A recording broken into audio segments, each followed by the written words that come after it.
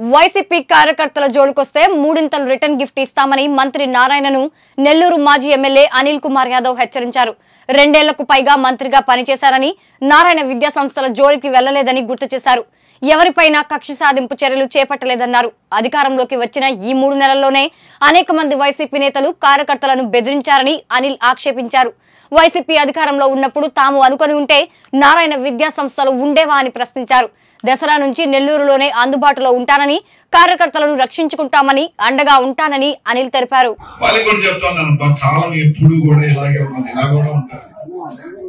ఈరోజు కొంతమంది నిజంగా బాధేస్తుంది. నేను గాని మంత్రిగా గాని ఇబ్బంది పెట్టుకొని తలుచుకొని ఉంటే ఈరోజు నెల్లూరులో ఒక్క నారాయణ స్కూల్ ఉండేదా అని అడుగుతా ఉన్నా. ఒక్క నారాయణ స్కూలు, ఆ నారాయణ కాలేజ్ కింద కాల కూడా ఉంది, దాన్ని కూడా తాకలా. కానీ ఈ రోజు నాకు సంబంధించిన ఎవరైనా పిల్లకాయలు పాపం బార్లో ఉంటే బార్లో నుంచి వచ్చేయాలని ఏమన్నా అంటే కేసులు పెడతా. ఏమవుతారు అబ్బా కేసులు పెడతా? ఒక్కసారి గుర్తు పెట్టుకోండి, ఆ రోజు నేను చూపిలా, ఆన్లైన్ వదిలేసిన. ఈ రోజు మీరు ఏదో అట్ట చూపిస్తా ఉన్నారు.